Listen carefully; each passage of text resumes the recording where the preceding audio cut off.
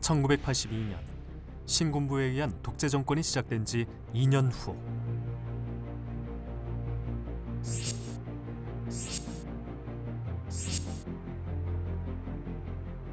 군산 지역에서는 9명의 전 현직 교사가 불온 세력으로 몰린 이른바 오송해 사건이 발생했습니다. 교사 5명이 학교 뒷산에 올라가 5.18 위령제를 지내고 시국 토론을 한 것을 두고 이적단체를 구성했다는 혐의로 중형을 선고한 사건입니다.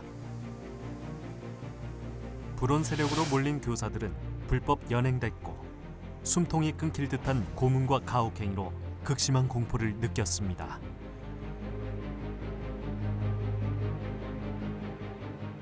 몇 시간이고 계속되는 그 신음소리에 내가 자지러지는 거예요.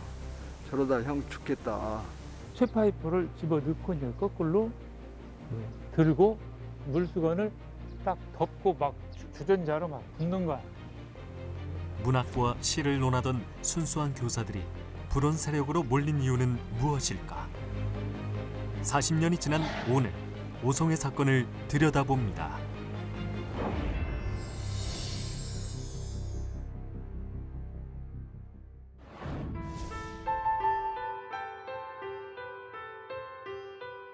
해방의 기쁨과 혼란스러운 감정을 표현한 월북 작가 오장환의 시집 한 권이 오송해 사건의 발단이 되었습니다.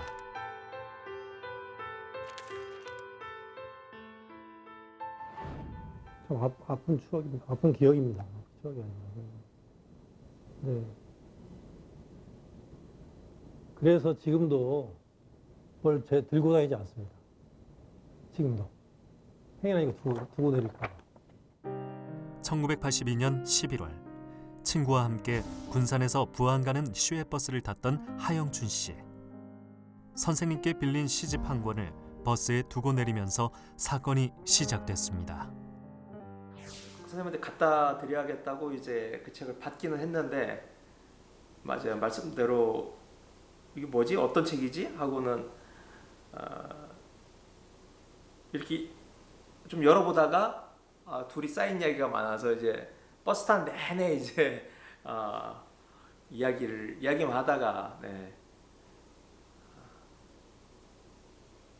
이야기에 팔려서 책을 놓고 내린 거죠. 네. 서울특별시 서초구. 올해 78의 박정석 씨. 1982년 군산제일고에서 교편을 잡았던 그는 은퇴 후 이곳에서 노후를 보내고 있는데요. 시집 병든 서울을 소재한 게 화근이었습니다. 지금은 다 주관돼서 널리 읽히고 또 해방공간이라는 특수한 공간에서 쓰였던 그 인민이니 혁명이니 뭐 이런 단어 이런 것 몇 개 얽매여 가지고 그걸 불온서적이라고 한 거죠. 박정석 씨는 1997년 5월 역사의 심판은 끝나지 않았다의 공동저자로 참여하면서 당시 인권 피해자들의 생생한 증언과 함께 인권 유린의 현장을 낱낱이 파헤치며 피해자들의 명예회복에 앞장서고 있습니다. 불법 연행, 감금됐던 그때의 일들이 지금도 잊혀지지 않는다고 합니다. 실오라기 하나 걸치지 않고 발가벗겨진 나는 통닭처럼 긴 막대에 두 손과 발이 묶여 거꾸로 매달렸다. 야 이 새끼야 너 간첩이지. 너희들과 관계 있는 놈들의 이름을 다 불어. 불지 않으면 살아 돌아갈 수 없는 줄 알아. 너희 같은 새끼는 죽여도 괜찮아. 죽으면 길가 아무데나 버리면 왜 죽었는지 아무도 몰라 임마. 그리고는 나의 엄지손가락에 전선을 감고 전기고문을 시작했다. 처음에 나는 살려달라고 비명을 질렀다. 나중에 나의 입에서는 제발 죽여달라는 신음이 흘러나왔다. 1982년 그는 평소 뜻맞는 교사들끼리 군산제일고 뒷산에서 조촐하게 5.18 위령제를 지냈는데 4살을 시작한 경찰은 이 일을 엮어 이적단체 구성 혐의로 구속하게 됩니다. 5명의 선생님들이 소나무 아래에서 위령제를 지냈다고 하여 오성회라는 이름을 만들어내고 반국가 단체를 찬양했다는 혐의를 씌웁니다. 학교 뒷산에 가서 5.18 유령제를 지냈는데 그때 5명이 참석을 했어요. 그래가지고 얘네들이 이름을 오송회라고 5오자를 써서 오송회라는 명칭을 지어줬어요. 처음에는 뭐 화요연이 뭐 목요연이 뭐 이렇게 이름을 짓다가 오성회라고도 했어요. 남성 출신이 많았다고 해서 이름이 막 왔다 갔다 하다가 나중에는 오송회, 소나무 아래에서 제사를 지냈다. 그래서 오송회로 이제 정착이 된 거죠. 단순한 친목 모임이 반국가 단체로 몰린 이른바 오송회 사건. 그 중심에는 고 이광훈 씨와 박정석 씨가 있었습니다. 이들은 동료 교사였던 만큼 자주 어울리며 독서 모임도 가졌고 교정이나 학교 부근 술집 등에서 통일에 대한 열망과 민주화의 정통성에 대해 토론을 했는데요. 해는 노래하고 꽃은 춤추니 부모는 취했다. 내일 술을 깨고 보니 부모님이 가고 없더라. 경찰은 이러한 일들을 엮어 교사 간첩단으로 몰았고 이광훈 씨가 사건의 주범으로 몰리면서 전주 대공분실에서 끔찍한 고문을 당하게 됩니다. 고문을 받던 옆방에서 그 소리를 들은 박정석 씨는 죽을 듯한 공포에 휩싸였습니다. 그 옆방에서 그 신음소리를 들려줬을 때 그 몇 시간이고 계속되는 그 신음소리에 내가 자지러지는 거예요. 저러다 형 죽겠다. 문학밖에 모르던 순수했던 교사이자 시인이었던 이광훈 씨가 느닷없이 간첩으로 몰리면서 당사자뿐만 아니라 자식들에게도 씻을 수 없는 고통을 줬는데요. 아들 이진명 씨는 수십 년이 흐른 지금도 그때를 생각하면 힘이 듭니다. 우리 친구들이 이제 그 9시 뉴스를 보고 이제 얘기를 해주는 거예요. 저기 간첩의 아들이란다. 근데 제가 그날따라 이상하게 국방색 점퍼를 입고 있었거든요. 인민군 비슷하게. 그래서 저거 봐라, 저거 북한에서 받은 선물이다. 그래가지고 굉장히 학교 다니는 내내 힘들게 지냈죠. 아이들 그런 그 선입견하고 그런 것 때문에. 그래서 참 어렸을 때 힘들었고 그런 거는 다 근데 힘들더라도 견딜 수 있었는데 아버지에 대한 그리움이 많이 컸죠. 반인륜적인 국가 독재의 무자비함은 아까운 한 생명을 앗아갔습니다. 당시 교사였던 박정석 씨와 제자 김희겸 의원이 오랜만에 자리를 가졌습니다.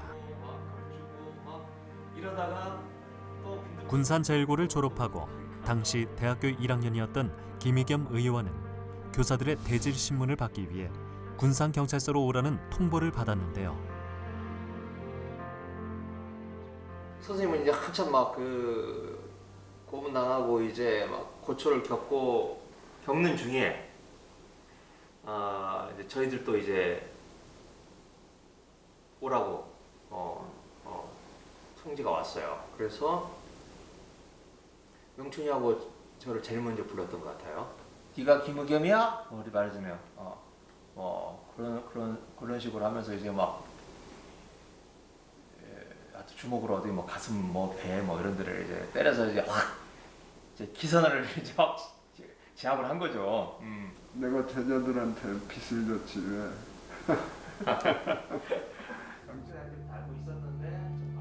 교사들의 불온한 사상과 국가보안법 위반을 증언하라는 수사관의 회유와 협박에 김의겸 의원을 비롯한 많은 제자들은 힘들고 괴로운 시간을 보내야 했습니다. 제일 이제 그 괴로웠던 게 뭐였냐면 선생님을 고발하라는 거잖아요. 이제 대학 1학년 애들을 불러다 놓고 아니, 선생님이 너희들을 여기 어떤 불온한 사상을 집어넣었느냐, 어떤 국가보안법을 위반하는 어떤 행동을 했느냐, 전두환 정권이 가지고 있는 그 폭력성, 그리고 선량한 사람들을 그렇게 조작해서 뭐 거의 뭐 사륙이나 마찬가지죠. 전라북도 군산시 대야면. 이곳에는 군산 제1고 국어교사였던 최규구 씨 부부가 일구는 작은 텃밭이 있습니다. 오송의 사건 이후 학원가를 떠돌다 9년 전 교편을 내려놓은 최규구 씨에게 이곳은 어려운 시절을 견디게 해준 고마운 곳인데요. 이 터에 대한 기억이 새롭죠. 어려운 시절을 다 견뎌낸, 어려운 기간 동안 견뎌낸 곳이죠. 여기가. 최규구 씨 아내는 오송의 사건 당시 자식들까지 간첩으로 보는 사람들의 선입견과 따가운 시선에 힘든 시간을 보냈습니다. 사람들의 시선, 요즘은 빨갱이 간첩이다. 그런 시선이 너무너무 힘들었어요. 어딜 가나 저는 이제 마음을 우리는 다 열어놨는데 그 사람들은 그게 아니에요.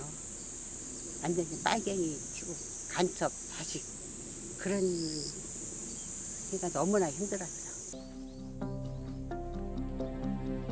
오송의 사건이 터지면서 전주 대공분실로 끌려간 최규구 씨는 죄인 취급을 하며 인격을 짓밟는 수사관에게 항의했고 이내 모진 구타가 자행됐습니다.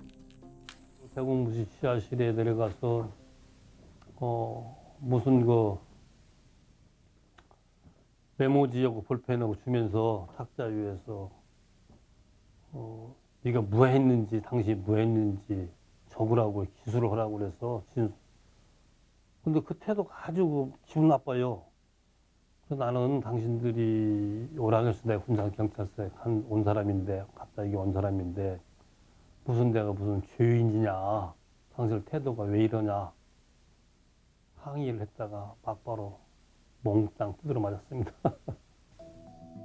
젊은 시절 김제 서중학교와 군산 제1고 등에서 국어 과목을 가르쳤던 최규구 씨. 당시 불온서적이었던 김재하의 시 오적이 실린 복사본을 동료 교사에게 빌렸고 그 책을 소지했다는 이유로 이적 표현물 소지와 이광웅 불고지로 실형을 선고받았습니다. 불기라는 책을 전성원에서 받았나 우리한테 받아서 거기에는 오적 같은 김지아의 시라든가 이런 것도 있었던 복사본 책이었어요. 그것을 내가 바꿔서는 집에서 좀 가지고 있은 것이 있었던가 봐요. 나는 빌려봤다 그랬더니 소지라고 내가 뭐 소지냐 빌려봤는데 그랬더니 2주일인가 가지고 있으면 소지라네요. 그래가지고 불운서적 소지. 순창군 동계면의 작은 마을. 이곳에서 약국을 운영하며 지내고 있는 전성원 씨. 그가 군산 제1고 신입교사로 부임하고 얼마 지나지 않아 9명의 교사들이 반국가 단체로 몰린 오송의 사건이 발생했습니다. 고등학교 선생님 하면은 촌에서는 그래도 이렇게 잘 풀린 그런 케이스로 서로 알아주고 그러는 가운데 이제 이런 일이 터진 거죠. 그런데 그 충격은 뭐 이루 말할 수 없지. 사면 복권 후 미국으로 이민을 간 뒤 5년 전 가족들만 두고 귀국한 전성원 씨. 이 둘째 딸은 이제 아버지의 뜻을 가장 잘 이어갔다고 볼 수가 있어요. 이제 약자들 위해서 활동을 하고 있는 그 변호사인데 아버지가 이제 그 억울하게 또 이제 그렇게 이제 옥살이를 한 그 과정 이런 것들을 이제 크면서 듣고 그렇게 이제 자랐는데 그러면서 이제 약자들에 대해서 어떻게 그들을 보호해야 되는가 이런 것을 나름대로 이제 승화시킨 것 같아요.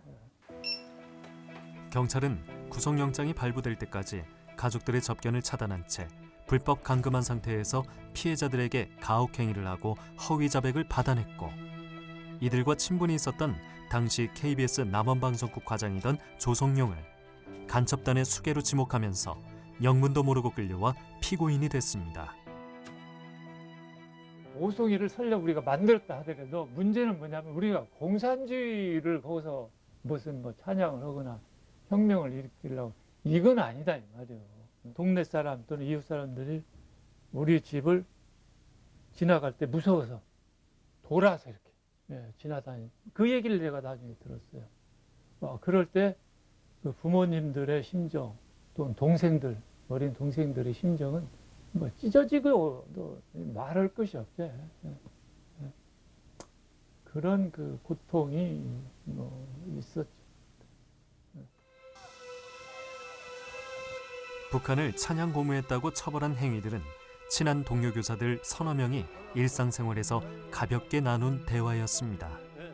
한데 그 세월이 지금 40년이 넘었는데 겉모습은 크게 변화된 것 같지는 않네요. 학교 자체가. 최규구 씨와 전성원 씨는 제1고에서 함께 근무했던 동료로 누구보다 열이 넘치던 교사였는데요. 이 길은 그대로다. 그렇지. 이제 그대로 이거 변함없이 그대로 옛날 그대로 이거. 여기 이쪽에 그전에는 저 웅덩이, 강주. 사건 당시 연합고사를 앞둔 고3 학생들은 국어 선생님들의 부재로 인해 국어 수업을 거의 듣지 못했습니다. 아유, 반가워요. 아이고, 어서오세요. 예. 우리 제자가 이렇게 벌써 커서 10년이 넘었습니까? 그러게 저도 이렇게 오랜 시간이 지날 줄은 몰랐어요. 예. 오로지 교육의 길만 걸어온 교사들은 전두환 정권의 독재와 폭력에 무릎을 꿇어야 했습니다. 학교 생활 목표나 그냥 그때 있었던 그대로 같은데 성실 근면 창조. 이제 의자 보니 책상 보니까 학생 수는 많이 줄어들네. 항상 마음에는 나는 선생님이다 하는 걸 잊어본 적이 없어요. 남자야 20cm 남짓했는데 이렇게 1982년 당시 학교와 뒷산에서 이루어진 현장 검증을 학생들도 지켜볼 수밖에 없었습니다.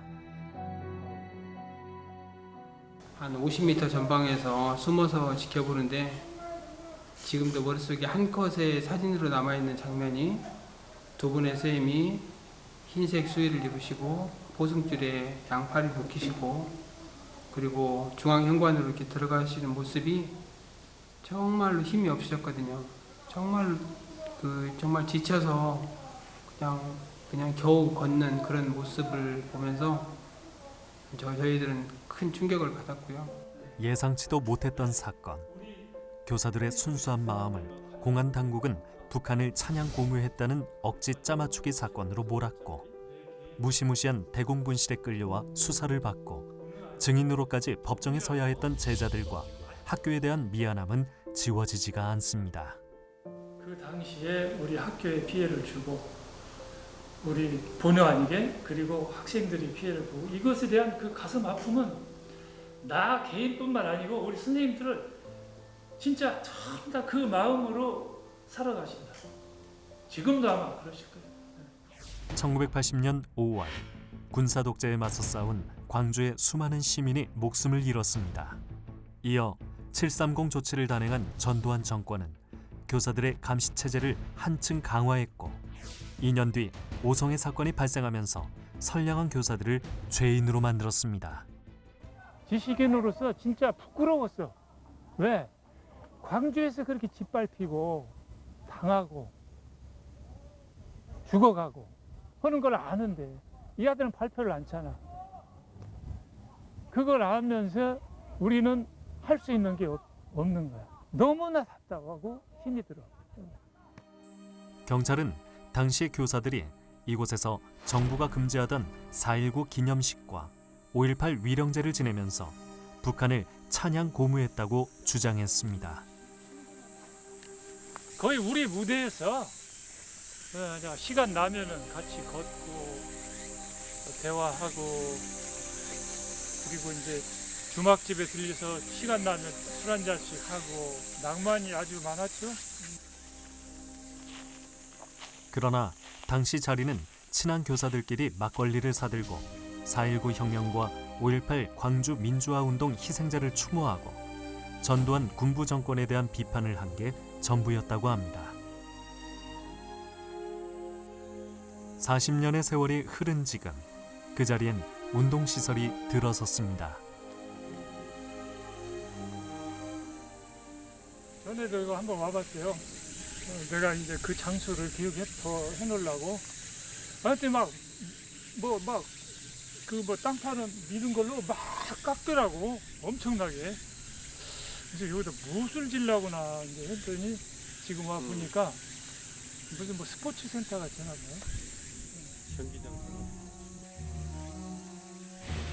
희생자에 대한 넋을 기리며 위로하던 시간.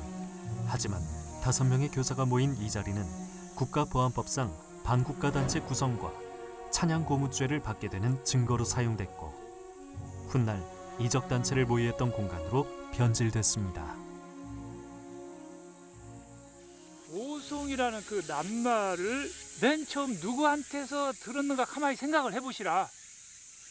본인이 생각했냐 아니면 수사관들한테 들은 거냐. 그러니까 박 선생님이 좀 생각하더니 수사관한테 들은 거다. 봐라, 내가 그렇지. 거기서 딱 치면서 당신들 조작한 거다. 이 사건에 연루된 교사들은 전두환 군부 정권에 대한 참혹한 현실을 비판한 점 등을 모두 인정받아 국가보안법 위반으로 처벌된 것입니다. 전라북도 전주시. 오송의 사건 당시 전주 대공분실이 있던 자리를 40년 만에 찾은 두 사람. 지금은 전라북도 경찰청 별관으로 바뀌었습니다. 2층 전라북도 경무기 전북경찰청 모래내 6길 주소가 써있네. 모래내 6길 별관. 나는 사실 이 방향으로 올 때부터 그 소가 도살장에 갈 때 느낌 있잖아요. 또는 개나 뭐 이렇게 도살장 그런 느낌이 막 기분이 안 좋은 막 그런 느낌. 가족들에게 생사도 알리지 못한 채 이곳에 끌려온 교사들은 이른바 통닭구이 고문, 전기 고문, 물고문 등 온갖 고문을 받았고 결백을 주장하면 할수록 고문은 반복됐습니다. 쇠파이프를 집어넣고 이제 거꾸로 들고 물수건을 딱 덮고 막 주전자로 막 붓는 거야.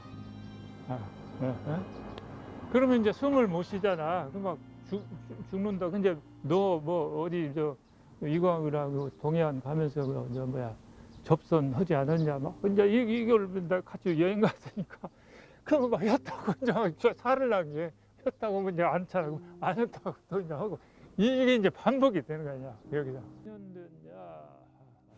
두 번 다시 떠올리고 싶지 않은 악몽 같은 시간이었습니다. 그러니까 나는 이게 이쪽 방향도 갔고 두 분은 여기 이광선, 박정선 여기에 있었고 그 위에 7명은 다 저쪽 무주여인숙 2층에서 수사를 받았지. 겁박하는 데 있고. 수사관들은 조사가 잘 안 되면 대공분실뿐만 아니라 인근의 무주 여인숙 등으로 교사들을 끌고 가 온갖 폭언과 협박을 일삼았습니다. 저쪽에서 잘 안 되는 거 이쪽으로 와서 일단 강압적으로 얘기를 하고 겁을 주고 그리고 이제 또 데리고 가서 조서를 또 하고다가 또 그 조서가 지들 마음대로 안 되면 또 다시 이런 식으로 그런 것이 이제 반복이 됐던 것 같아요. 처음에 오자마자 항변을 했다가 엄청난 협박, 폭언. 너 죽어서 나가면 죽음이었고 두들 패다가 죄지면 그 사람 표현은 그래. 죄지면 그냥 혐의 없어서 돌려보냈다. 가다가 교통사고로 죽었다. 그러면 끝이야 이 자식아. 폭행과 무시무시한 폭언들 그렇게 시작됐었죠. 오는 날 바로. 이광웅을 비롯해 박정석, 전성원, 최규구 등 9명의 전현직 교사들은 하루 이틀 차이로 이곳에 강제 연행됐고 길게는 23일 동안 반복해서 공포스러운 고문을 받았습니다. 전주지검은 군산경찰서 의견서를 토대로 사건을 기소했고 전주지법이 유죄를 선고한 데 이어 83년 대법원에서 최종적으로 유죄가 확정됐습니다. 2007년 진실화해위는 사건을 송치받은 전주지검이 피해자들의 주장에 대해 범죄 사실 부인 진술이 있었음에도 범죄 사실을 인정한 위법을 범했고 국가보안법 조항을 오히려 확대했다고 결정했습니다. 예를 들어서 전두환은 쿠데타에 의해서 정권을 장악했다라고 하는 발언을 선생님들끼리 나눴다라고 하는 진술서의 내용이 있어요. 수사기관의 진술서가. 거기에 심지어 전두환이라고 하는 이름을 직접적으로 올리지 못해서 전 동그라미 표시를 해요. 수사관들이. 그러니까 굉장히 지금 말하면 이게 북한보다 더한 신적인 영역으로 그 당시의 대통령을 표현하고 있었던 거죠. 감히 그 이름을 거론하지도 못할 정도의 사회적으로 굉장히 폐쇄적인 나라였던 거예요. 항소심 재판물은 2심에서 교사들이 뉘우치는 기색 없이 변명만 한다며 1심보다 형량을 더 높여 선고하는 소위 올려치기 판결을 내렸습니다.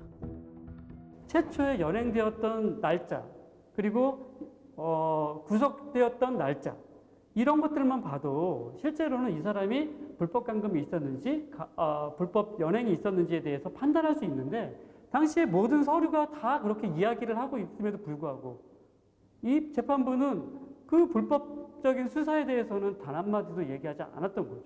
특히 항소심에서 이 선생님들이 계속 그런 주장들을 합니다. 자기 본인들은 불법 연행되었고 불법 가혹행위를 당했었다. 고문을 당했다라고 얘기하지만 항소심은 오히려 그것을 받아들이지 않고 그 많은 불법성에 대한 이야기를 서류가 이야기하고 보여주고 있음에도 불구하고 오히려 형량을 더 높였다. 이것은 정치적으로 이용당했다. 정치적인 사법 판단이었다라고 얘기할 수밖에 없는 것이죠. 지난 2007년 진실화해위원회는 오성애 사건에 대해 사법부가 국민의 인권을 보호할 책무를 저버린 처사라고 판단했고 국가가 피해자와 유가족에게 총체적으로 사과하고 명예를 회복시키기 위해 형사소송법이 정한 바에 따라 재심 등 상응한 조치를 취하는 것이 필요하다고 권고했습니다. 목숨을 걸고 이 땅에서 진짜 술꾼이 되려거든 목숨을 걸고 술을 마셔야 한다. 이 땅에서 좋은 선생이 되려거든 목숨을 걸고 교단에 서야 한다. 뭐든지 진짜가 되려거든 목숨을 걸고 그때 당시는 죽음보다도 더한 어떻게 보면 그런 핍박을 받았어. 본인뿐만 아니고 가족까지. 그러면 그 자체가 하나의 목숨을 거는 거야. 우리의 그 희생은 계속 현재 진행형으로 이어질 거다 하는 그런 믿음이 있는 거죠. 지난 2007년 진실화해위는 오성애 사건은 전두환 50 정권의 용공조작 사건이라고 진실 규명했고 2008년 11월 광주고등법원은 오성애 사건에 대한 재심에서 피해자들 전원 무죄를 선고했습니다.